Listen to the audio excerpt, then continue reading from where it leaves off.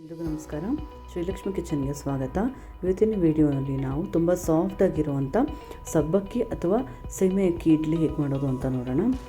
ಮೊದಲು ಒಂದು ಬಾಣಲೆ ತೊಗೊಂಡಿದ್ದೀನಿ. ಅದಕ್ಕೆ ಒಂದು 2-3 ಚಮಚ ಆಗೋಷ್ಟು ಎಣ್ಣೆ ಹಾಕೋತಾ ಇದ್ದೀನಿ. ಜೊತೆಗೆ 1 ಚಮಚ ಆಗೋಷ್ಟು ಸಾಸಿವೆ, ಹಾಗೆ 1 ಚಮಚ ಆಗೋಷ್ಟು ಜೀರಿಗೆ. ಸಾಸಿವೆ ಮತ್ತು ಜೀರಿಗೆ ಚೆನ್ನಾಗಿ ಸಿಡಿದ ಮೇಲೆ ಅದಕ್ಕೆ 1 ಚಮಚ ಆಗೋಷ್ಟು ಕಡಲೆಬೇಳೆ, ಹಾಗೆ 1 ಚಮಚ ಆಗೋಷ್ಟು ಉದ್ದಿನಬೇಳೆನ ಹಾಕೋತಾ ಇದ್ದೀನಿ. ಒಗ್ಗರಣೆ ಚೆನ್ನಾಗಿ ಫ್ರೈ ಆಗಬೇಕು. ಈಗ ಇದಕ್ಕೆ ಒಂದು ಸ್ವಲ್ಪ ಕರಿಬೇವಿನ ಸೊಪ್ಪನ್ನು ಹಾಕೋತಾ ಇದ್ದೀನಿ. ಇದಿಷ್ಟನ್ನು ಹಾಕ್ಕೊಂಡು ಸ್ವಲ್ಪ ಎಲ್ಲ ಕೆಂಪಾಗೋ ತನಕ 2 ನಿಮಿಷ ಚೆನ್ನಾಗಿ ಫ್ರೈ ಮಾಡ್ಕೋಬೇಕು.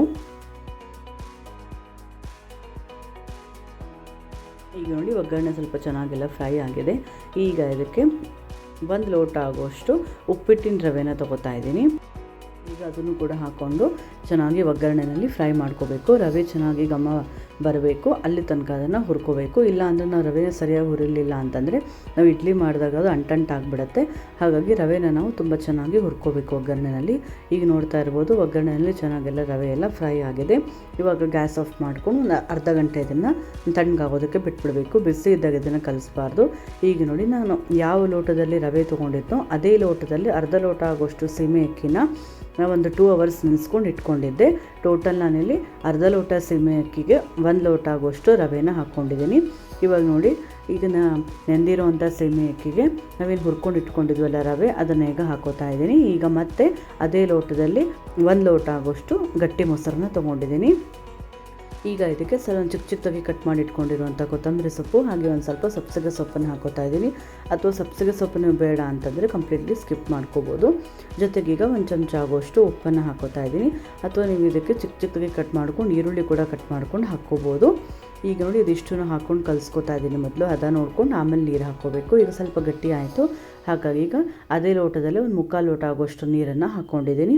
ಇವಾಗೆಲ್ಲ ಸೇರಿಸ್ಕೊಂಡು ಕಲಿಸ್ಕೊಂಡು ಒಂದು ಅರ್ಧ ಗಂಟೆ ಅದನ್ನು ಅರಳೋದಕ್ಕೆ ಬಿಟ್ಬಿಡಬೇಕು. ರವೆ ಕೂಡ ಅರಳಬೇಕು. ಹಾಗಾಗಿ ಕಲಿಸ್ಬಿಟ್ಟು ಒಂದು ಅರ್ಧ ಗಂಟೆ ಅದನ್ನು ಇಡ್ತಾ ಇದ್ದೀನಿ. ಈಗ ನೋಡ್ತಾ ಇರ್ಬೋದು ಅರ್ಧ ಗಂಟೆ ಆದಮೇಲೆ ನೀರೆಲ್ಲ ಚೆನ್ನಾಗಿ ಹೀರ್ಕೊಂಡಿದೆ. ರವೆ ಎಲ್ಲ ತುಂಬ ಗಟ್ಟಿ ಕೂಡ ಆಗಿದೆ. ಈಗ ಇದಕ್ಕೆ ಸ್ವಲ್ಪನೇ ನೀರು ಹಾಕ್ಕೊಂಡು ಇಡ್ಲಿ ಹಿಟ್ಟಿನ ಹದ ಯಾವ ಥರ ಇರುತ್ತೋ ಆ ಹದಕ್ಕೆ ನಾವು ಕಲಿಸ್ಕೋಬೇಕಾಗತ್ತೆ. ತುಂಬ ಗಟ್ಟಿ ಕೂಡ ಮಾಡಬಾರ್ದು, ಹಾಗೆ ತುಂಬ ನೀರು ಕೂಡ ಆಗಬಾರ್ದು. ನೋಡ್ಕೊಂಡು ಹದ ನೋಡಿಕೊಂಡು ಸ್ವಲ್ಪನೇ ನೀರು ಹಾಕ್ಕೊಂಡು ಕಲಿಸ್ಕೋಬೇಕು. ಈಗ ನೋಡ್ತಾ ಇರ್ಬೋದು ಈ ಒಂದು ಹದಕ್ಕೆ ಹಿಟ್ಟನ್ನು ಕಲಿಸ್ಕೊಂಡು ತುಂಬ ಪರ್ಫೆಕ್ಟಾಗಿ ಬರುತ್ತೆ. ಈಗ ಇದಕ್ಕೆ ಒಂದು 1/4 ಚಮಚ ಆಗೋಷ್ಟು ಸೋಡಾನ ಹಾಕೋತಾ ಇದ್ದೀನಿ.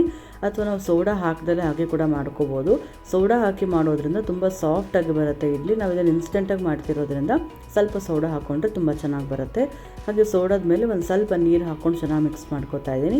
ಇಲ್ಲ ಅಂತಂದರೆ ಅದು ಕರೆಕ್ಟಾಗಿ ಮಿಕ್ಸ್ ಆಗೋಲ್ಲ, ಅಲ್ಲಲ್ಲೇ ಗಂಟು ಉಳ್ಕೊಂಡ್ಬಿಡುತ್ತೆ. ಹಾಗಾಗಿ ಸೋಡಾ ಮೇಲೆ ಸ್ವಲ್ಪ ನೀರು ಹಾಕ್ಕೊಂಡು ನಾವು ಚೆನ್ನಾಗಿ ಮಿಕ್ಸ್ ಮಾಡ್ಕೊಂಡ್ವಿ ಅಂತಂದರೆ ಕರೆಕ್ಟಾಗಿ ಎಲ್ಲ ಕಡೆದು ಮಿಕ್ಸ್ ಆಗುತ್ತೆ.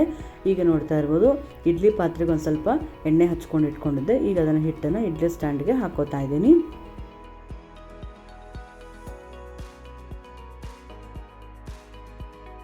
ಈಗ ನೋಡಿ ಅಷ್ಟು ಸ್ಟ್ಯಾಂಡಿಗೆ ಇವಾಗ ಹಾಕ್ಕೊಂಡಿದ್ದೀನಿ. ಅಷ್ಟು ಸ್ಟ್ಯಾಂಡಿಗೆ ಹಾಕ್ಕೊಂಡು ಇಡ್ಲಿ ಸ್ಟೀಮರ್ ಒಳಗಡೆ ಜೋಡಿಸ್ಕೊತಾ ಇದ್ದೀನಿ. ಜೋಡಿಸ್ಕೊಂಡು ಒಂದು 15 ನಿಮಿಷ ನಾವು ಅದನ್ನು ಸ್ಟೀಮ್ ಮಾಡಿಕೊಂಡ್ರೆ ಕರೆಕ್ಟಾಗಿ ಅದು ಆಗಿರುತ್ತೆ.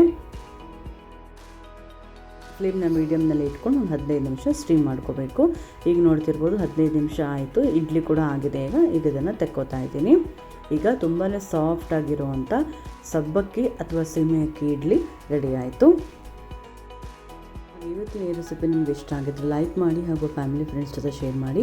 ಎಲ್ಲರಿಗೂ ಧನ್ಯವಾದಗಳು.